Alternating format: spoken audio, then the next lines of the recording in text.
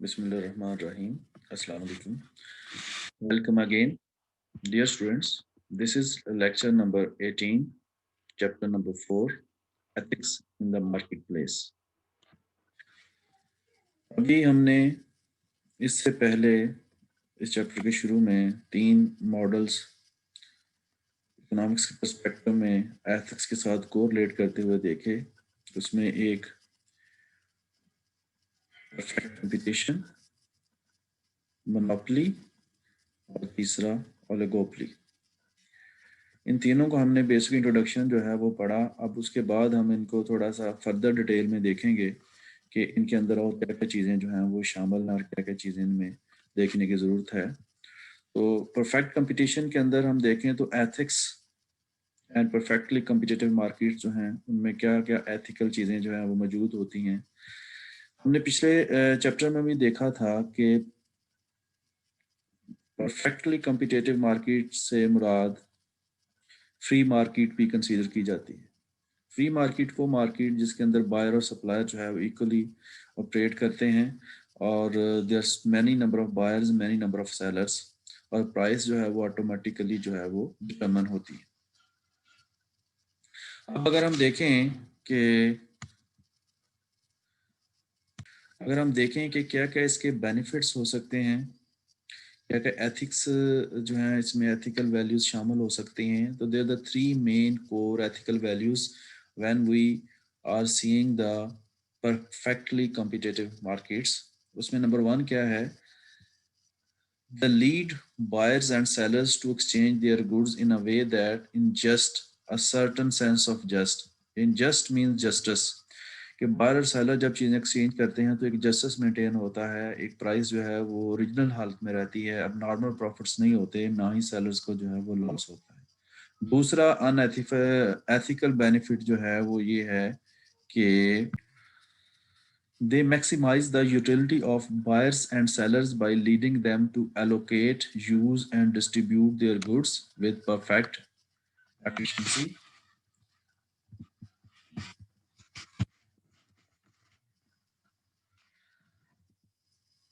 क्योंकि बहुत ज़्यादा बायर और सेलर मौजूद होते हैं, नॉर्मल प्रॉफिट जो है वो गेन किया जा रहा होता है, लिहाजा ना तो प्राइसेस ज़्यादा होती हैं और ना ही जो है वो सेलर्स को लॉस होता है सप्लाई ज़्यादा होने की वजह से। इसलिए जो रिसोर्सेज होते हैं वो इफेक्टिवली यूज़ होते हैं, एफिशिएंसी प्रोडक्ट्स की बढ़ती है, सर्विसेज में एफिशिएंसी आती है, ऑपरेशंस में एफिशिएंसी आती है और ओवरऑल विन विन की सिचुएशन क्रिएट होती है जो कि एक बिजनेस में एथिकल बात कंसिडर की जाती है।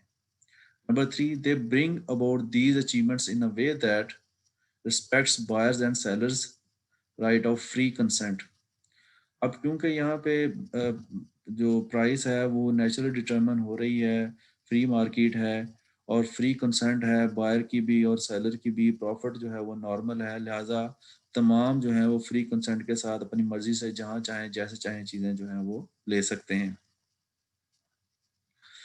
लेकिन वो मार्केट्स जो फेल हो जाती हैं इन तीनों एस्पेक्ट्स में से अचीव करने में, they do not necessarily achieve these 3 moral values.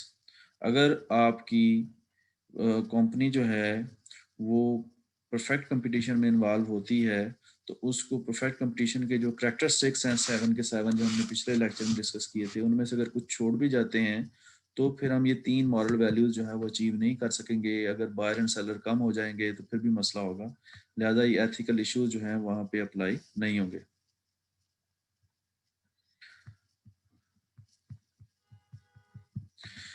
Perfectly competitive free markets embody capitalist justice because such markets necessarily coverage on the equilibrium point. Basically capitalist economy की तरफ भी इशारा होता है जहाँ पे परफेक्ट कंपटीशन का कंसेप्ट दिया जाता है नॉर्मली, कि वहाँ पे बायर एंड सप्लायर जो हैं वो फ्री होते हैं, फ्रीली एक्सचेंज करते हैं, लिहाजा उनकी प्रोडक्ट्स जो हैं वो फ्री मार्केट के लिहाज से परफेक्ट कंपटीशन क्रिएट करती हैं और जो लोग ज़्यादा मेहनत करते हैं, ज़्यादा पैसा लगाते हैं, वो ज़्यादा पैसा कमा लेते हैं, जो लोग कम मेहनत करते हैं वो कम पैसा कमाते हैं। गवर्नमेंट की इंटरवेंशन जो है उसमें कम होती है इन जनरल। ये जो है वो एग्जांपल है फ्री मार्केट की और जो परफेक्ट कंपटीशन इसमें जो है वो पाया जाता है। Justice in perfectly competitive market अब जस्टिस कैसे मेंटेन होता है परफेक्टली कॉम्पिटिटिव मार्केट्स के अंदर? For buyer prices are just capitalist justice only to the demand curve. Seller prices are just capitalist justice only to the supply curve. अब दोनों जो हैं वो बायर जो हैं वो डिमांड कर्व को देखते हैं कि डिमांड का एंगल क्या है, और जो सेलर्स जो हैं वो सप्लाई कर्व को देखते हैं कि सप्लाई कर्व किस साइड को मूव करती है, उस हिसाब से अपने आप को जस्टिफाई करते हैं और जस्टिस जो है वो मेंटेन करते हैं. Perfectly competitive markets move price to equilibrium point which is on both supply and demand curves, and so is just for both buyer and sellers. अब परफेक्टली कॉम्पिटिटिव मार्केट्स के अंदर इक्विलिब्रियम पॉइंट जो आता है वो जाहिर है उसी तरह उसी वक्त आएगा जब डिमांड एंड सप्लाई जो है वो नियर टू नियर जो है वो इक्वल होंगी, और ना बायर को मौका होगा कि वो सप्लायर्स को एक्सप्लॉइट करे ज़्यादा सप्लाई होने की वजह से, और ना ही सप्लायर के पास ये अपॉर्चुनिटी होगी कि वो सप्लाई की शॉर्टेज की वजह से अब नॉर्मल प्राइसेस जो है वो क्लेम करे या अब नॉर्मल प्रॉफिट कमाने की कोशिश करे लॉन्ग रन के अंदर.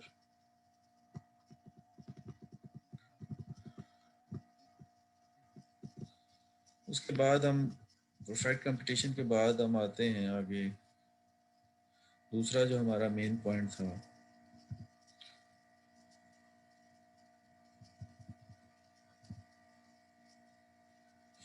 वो है monopoly competition.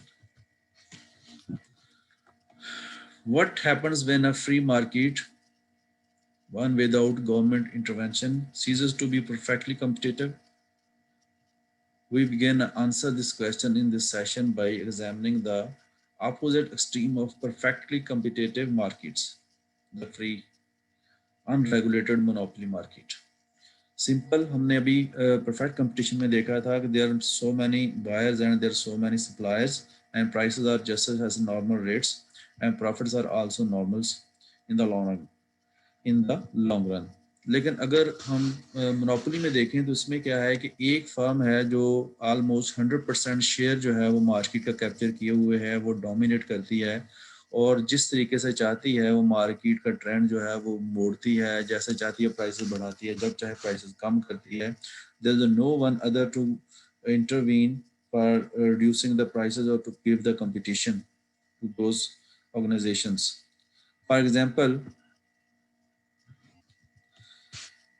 two contemporary examples of monopoly markets are the worldwide market for operating systems for personal computers and the market for office suites softwares. यानी कि अगर हमने एग्जांपल्स देखनी हो मोनोपोली की, वर्ल्ड वाइड ग्लोबल मोनोपोली की example देखनी हो तो माइक्रोसॉफ्ट विंडोज़ और एमएस ऑफिस, ये दो सॉफ्टवेयर ऐसे हैं जिनका कोई अभी compete नहीं है उस लेवल का जिस लेवल पे ये लोग ऑपरेट करते हैं. More than 92% share in 2010 was hold by the Microsoft Windows and MS office.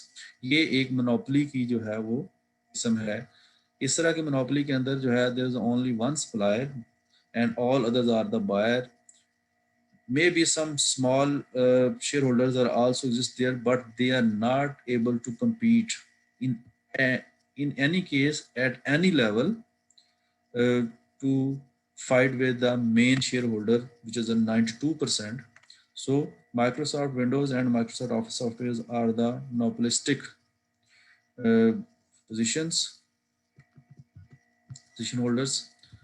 और मोनोपोलिस्टिक कंपटीशन में मोनोपोली मार्केट में होता क्या क्या, उसके फीचर्स क्या क्या हैं. One dominate seller control all or most of the market's products and they are barriers to enter that keep other companies out.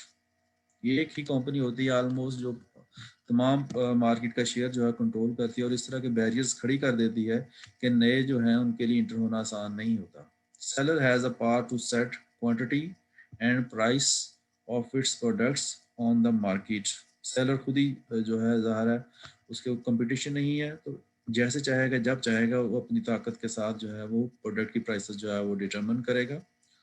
Seller can extract monopoly profit by producing less than equilibrium quantity and setting prices below demand curve but high above supply curve.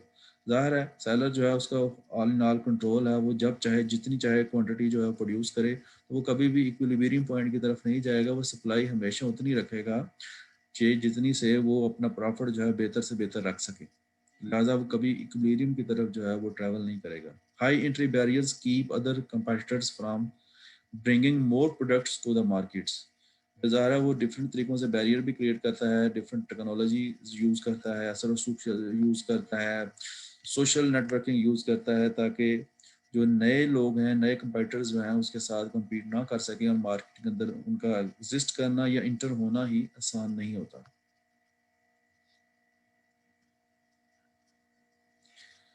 अच्छा, उसके बाद monopoly के अंदर हमने ये example देखी और monopoly को उसके फीचर्स देखे।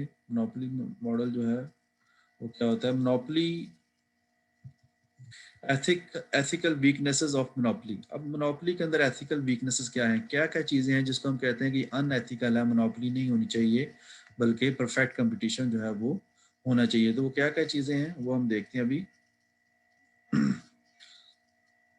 Violet capitalist justice by charging more for products than producers knowing their worth. अब जितनी की उसकी वर्थ होती है प्रोडक्ट्स की, उसको जानते बूझते के बावजूद जो मोनोपोलिस्ट होता है वो ज़्यादा चीज़ें जो हैं वो महंगी बेचने की कोशिश करता है, जो कि अनएथिकल है। Violate utilitarianism by keeping resources out of monopoly market where shortage shows more are needed and diverting them to markets without such shortage, and by removing incentives to use resources efficiently। और फिर वही बात है कि वो equilibrium की तरफ नहीं जाएगा, वो सप्लाई कम रहेगा, रिसोर्सेज की शॉर्टेज रखेगा, जिसकी वजह से डिमांड जो है वो बढ़ेगी और लोग ज़्यादा प्राइस देने के लिए तैयार होंगे, और ये भी एक अनएथिकल बात है। Violate negative rights by forcing other companies to stay out of the markets. लोगों के लिए, नए इंट्रेंट्स के लिए बैरियर क्रिएट करना, राइवल्स के लिए बैरियर क्रिएट करना कि वो इंटर ना हो सकें, उनके लिए हर्डल्स क्रिएट करना। जैसे आपके मुल्क में पेप्सी और कोक की इजारादारी रही है, और वो हमेशा कोशिश करती रही हैं कि नई कंपनी जो है वो इंटर ना हो सके, ताकि हमारा शेयर जो है वो डिस्ट्रीब्यूट ना हो। तो ये अनएथिकल चीज़ें होती हैं। उसके बाद नेक्स्ट हम देखें ओलिगोपोलिस्टिक कंपटीशन। अब ये third form of market place ethics के हवाले से जो हम देख रहे हैं, एक परफेक्ट कंपटीशन हमने देखा, एक हमने मोनोपोली देखी। ये दोनों एक दूसरे के अपोजिट हैं। परफेक्ट कंपटीशन में lot of buyers, lot of suppliers, prices are normal, profits are normal. Monopoly के अंदर there is only one supplier, almost one supplier, and there are a lot of buyers. Profits are usually abnormal in the short run, and monopolistic people create the barriers for the new entrants. Now, this is the third model that is called oligopolistic competition. Imperfectly competitive markets that lies somewhere on the spectrum between the two extremes of the perfectly competitive markets and numerous seller and the monopoly market with one dominant seller। यानी कि oligopolistic competition कहाँ पे create होता है? जहाँ पे ना तो परफेक्ट कंपटीशन होता है, ना ही ओलिगोपोली होती है, बल्कि a few sellers exist there, a few group of sellers exist there, not one, not many। Highly concentrated markets, oligopoly markets that are dominated by a few 3 to 8 large firms, जैसे कि आपके मुल्क में sugar mills हैं, इस तरह से दूसरे बड़े बड़े क्लस्टर्स हैं। तो ये ओलिगोपोली के मॉडल पे चलते हैं, ये आपस में मिलते हैं, इत्तेहाद करते हैं, प्राइसेस डिसाइड करते हैं, और उसी प्राइस के ऊपर फिर पूरे पाकिस्तान में चीनी बिकती है, घी बिकता है, और बहुत सारे दूसरे इस तरह की इंडस्ट्री जो हैं ये इत्तेहाद करके बेचती हैं। तो इसे हम कहते हैं कि this is the oligopoly. Oligopolistic competition के अंदर एक और चीज़ जो पाई जाती है, उसमें क्या होता है कि वो चंद फर्म्स जो हैं वो आपस में मिलके इत्तेहाद करती हैं, जिसे हॉरिजॉन्टल मर्जर भी कहा जाता है। The unification of two or more companies that were formerly competing in the same line of business, they become joined together। कुछ कंपनीज ऐसी होती हैं जो एक ही बिजनेस में ऑपरेट कर रही होती हैं और आपस में कंपटीशन जो है वो बनाने की बजाय आपस में इत्तेहाद कर लेती हैं, और जब अपने आपस में इत्तेहाद करती हैं तो फिर मार्केट को अपने हिसाब से चलाती हैं, प्राइसेस जो अपने हिसाब से डिसाइड करती हैं। आपकी बुक में जैसे एग्जांपल दी गई है बैंक्स की, तो अमेरिका के अंदर कुछ बैंक्स थे जिसके अंदर मुसलसल वो आपस में मर्ज होते जा रहे थे, आपस में जो है मिलते जा रहे थे, जिसकी वजह से मार्केट के अंदर जो है वो प्राइस जो है उनके मुताबिक सेटल होना शुरू हो गई थी। तो ऐसा ऐसा फिर नेशनल बैंक ने ये डिसाइड किया कि फर्दर बैंक्स के मर्जर रोके जाएं ताकि जो पार है वो चंद लोगों के पास जो है वो ना चली जाए, ताकि वो मार्केट को ब्लैकमेल ना कर सकें। तो ये जो हॉरिजेंटल मर्जर्स हो जाते हैं आपस में, डिफरेंट कंपनीज मिल जाती हैं, उनका मकसद भी ऑलिगोपोलिस्टिक कंपटीशन जो है वो क्रिएट करना होता है। इसमें कुछ स्टैटिस्टिक्स दिए हुए हैं लेकिन ये थोड़े से पुराने हैं, इसलिए लेटेस्ट स्टैटिस्टिक्स आप इंटरनेट से निकाल के देख सकते हैं, उनको पढ़ सकते हैं, उससे आपको नई चीज़ें जो हैं वो मिलेंगी कि कौन कौन सी चीज़ों के ऊपर कितनी कितनी फर्म जो हैं वो काबज़ हैं। अब अच्छा, ओलिगोपोलिस्टिक कंपटीशन के अंदर प्राइस फिक्सिंग का कंसेप्ट जो है वो भी बड़ा आम है। An agreement between firms to set their prices at artificial high levels. जब कंपनीज आपस में मिलती हैं, क्लस्टर बनाती हैं, तो प्राइसेस जो हैं वो आर्टिफिशियल हाई लेवल पे सेट कर देती हैं। आजकल जैसे कि क्लासिकल एग्जांपल अगर हमने देखनी हो कि हमारे मुल्क में इस वक्त कंपटीशन जो है, ऑलिगोपोलिस्टिक कंपटीशन जो है वो किस तरह से चल रहा है। तो इस वक्त जो सीमेंट बनाने वाली कंपनीज हैं, सीमेंट प्रोड्यूस करने वाली कंपनीज हैं, वो क्या कर रही हैं कि वो आपस में इत्तेहाद करके एक पूल डिसाइड किया हुआ है कि हर महीने में किस कंपनी ने कितना सीमेंट जो है वो बेचना है। वो उससे ज़्यादा सीमेंट नहीं निकालते। जब वो एक लिमिटेड कोटे में चले गए हैं, पूल बना लिया है, तो उसका मतलब ये है कि वो प्राइसेस को फिर हाई लेवल पे सेटल कर देते हैं और उससे नीचे प्राइसेस नहीं आने देते, क्योंकि सप्लाई जो है वो कंट्रोल कर लेते हैं, डिमांड जो है वो बढ़ती है। एक साइड पे गवर्नमेंट ने जो है कंस्ट्रक्शन इंडस्ट्री को बूस्टअप किया है, उसको फैसिलिटीज़ दी हैं। दूसरी साइड पे सीमेंट बनाने वाले कारखाने जो हैं उन्होंने आपस में क्लस्टर बना लिया है, आपस में पूल कर लिया है, जिसकी वजह से वो सप्लाई जो है वो लिमिटेड करते जा रहे हैं, जिसकी वजह से डिमांड पुल होती है और प्राइसेस जो है वो हाई हो जाती हैं, जिस जो कि अनएथिकल है।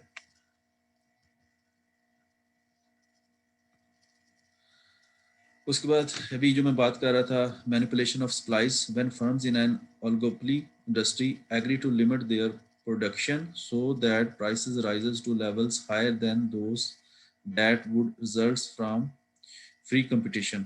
तो ज़ाहिर है जब वो कंट्रोल कर लेंगे तो फ्री मार्केट पर प्राइसेस जो हैं वो हाई हो जाती हैं। एक और कंसेप्ट जो है ओलिगोपोली के अंदर क्या होता है कि मार्केट एलोकेट कर ली जाती है, मार्केट आपस में बांट लेते हैं कि ये तुम्हारा इलाका है, ये मेरा इलाका है, तुम इस इलाके में बेचो, मैं इस इलाके में बेचूं, मैं इस साइड पे नहीं आऊँगा, तुम इस साइड पे ना आना, और अपनी मर्जी से जो चाहें जो है हम बेचें। When companies in an oligopoly divide up the market among themselves and agree to sell only to customers in their part of the market, तो अपने अपने एरिया में बेच दें अपनी अपनी चीज़ें और अपनी प्राइसेस के लिहाज से, और कस्टमर के पास ये अपॉर्चुनिटी नहीं होती वो किसी और जगह से जाके इसको परचेज कर सके। बिड रैगिंग भी करते हैं। A prior agreement that a specific party will get a contract even though all parties will submit bids for the contract. अब वो तमाम पार्टीज आपस में इत्तेहाद करती हैं कि जब भी कोई नया कॉन्ट्रैक्ट आएगा गवर्नमेंट की तरफ से या कहीं से भी, तो तमाम जो है अपनी अपनी बिड तो जमा करवाएंगे, लेकिन जिसने लेनी है वो अपनी कम से कम बिड रखेगा और बाकी जो है उससे भी कम रखेंगे, ताकि जो है वो कम से कम कॉन्ट्रैक्ट पे जो है वो हमें काम मिले और हम ब्लैकमेल कर सकें, अपनी मर्जी से प्राइसेस जो है वो गेन कर सकें। तो उसके बाद एक्सक्लूसिव डीलिंग अरेंजमेंट्स हैं। When a firm sell to a retailer on condition that the retailer will not purchase any products from other companies and और will not sell outside of a certain geographical areas. ये जो agencies दी जाती हैं companies की तरफ से, ये इसी चीज़ की कड़ी है ओलिगोपोली के अंदर कि उनको एजेंसी होल्डर्स को कहा जाता है कि हम आपको ये चीज़ बेच रहे हैं, आप इस चीज़ पे शर्त पर ये चीज़ लेंगे और आगे बेचेंगे कि आप जो है इस चीज़ को एक सर्टन इलाके में बेचेंगे और सिर्फ हमारी ही चीज़ बेचेंगे, किसी दूसरी कंपनी की चीज़ नहीं बेचेंगे। अगर किसी दूसरी कंपनी की चीज़ बेचेंगे तो हम अपनी चीज़ जो आपस से वापस ले लेंगे। ये भी एक ओलिगोपोली का अलहदा से रुख है, एक तस्वर है।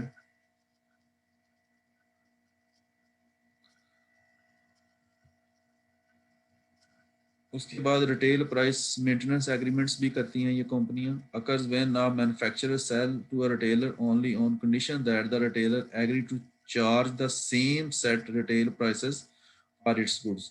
तो जो मैन्युफैक्चरर प्राइस कह देता है रिटेलर को, रिटेलर जो है वो फिर बाउंड होता है कि उससे नीचे नहीं बेचेगा। अगर उससे नीचे बेचेगा तो फिर कंपनी का सारा मकसद जो है वो फौत हो जाता है और उससे नीचे बेचने का प्रॉफिट नहीं होता और आगे में उनकी जो उनकी प्लानिंग है वो डिस्टर्ब हो जाती है। लिहाजा वो रिटेलर्स को पाबंद करते हैं कि आपने मिनिमम अपना प्रॉफिट इतना रखना है, इससे नीचे नहीं जाना। प्राइस डिस्क्रिमिनेशन भी होती है, charge different prices to different buyers for identical goods और services. Unethical practices in oligopoly markets. अब अनएथिकल प्रैक्टिसेस कौन कौन सी होती हैं? एक तो प्राइस फिक्सिंग है, प्राइस को फिक्स कर लेते हैं सारे मिलके पूल बना के, जैसे सीमेंट की मैंने एग्जांपल दी, तो ये एक अनएथिकल प्रैक्टिस है। मैनिपुलेशन ऑफ सप्लाईज, सप्लाईज को कम कर लेते हैं, रोक लेते हैं ताकि मार्केट में डिमांड बढ़े और डिमांड बढ़ने के साथ प्राइसेस बढ़ेंगी। मार्केट एलोकेशन, जोग्राफिकली आपस में मार्केट्स बांट लेते हैं और एक दूसरे के इलाके में नहीं जाते और अपनी मर्जी से कस्टमर को ब्लैकमेल करके उससे पैसे लेते हैं। बिड रैगिंग करते हैं, एक्सक्लूसिव डीलिंग करते हैं, ट्राइंग अरेंजमेंट्स होते हैं, रिटेल प्राइस मेंटेनेंस की जाती हैं, उसके एग्रीमेंट की जाते हैं, प्रीडेटरी प्राइस डिस्क्रिमिनेशन जो है वो की जाती है, रिश्वत दी जाती है किस्म के डिफरेंट किस्म की कॉन्ट्रैक्ट्स के लिए। इंटरनेशनल कॉन्ट्रैक्ट्स के अंदर भी ये चीज़ें जो हैं वो पाई जाती हैं और ये किकबैक्स इंटरनेशनल लेवल पे जो पॉलिटिकल एजेंट्स लेते हैं उसका बड़ा हिस्सा जो है वो इस तरह की ओलिगोपोली और मोनोपोली की कंपनीज के ऊपर ही होता है। और यूजुअली ओलिगोपोलिस्टिक कंपटीशन में, क्योंकि मोनोपोली के अंदर तो एक ही कंपनी होती है, उसको ब्लैकमेल नहीं कर सकते। जब दो या चार होंगे तो फिर ये कंसेप्ट आएगा कि आप वहां पे जाके कॉम्प्रोमाइज करें। लिहाजा dear friends, this is the chapter ethics in the free markets. लिहाजा आप लोग इसको पढ़िए, इसको समझिए और इसके अंदर जो मेन मेन चीज़ें हैं वो सारी अपनी नोट कीजिए और फाइनल एग्जाम के अंदर ये चैप्टर जो है वो शामिल होगा। अगर कोई क्वेश्चन हो तो you guys can ask on the WhatsApp, on the through messages or through the meeting through Zoom. All platforms are available. Wherever you like, you can ask me. Thank you.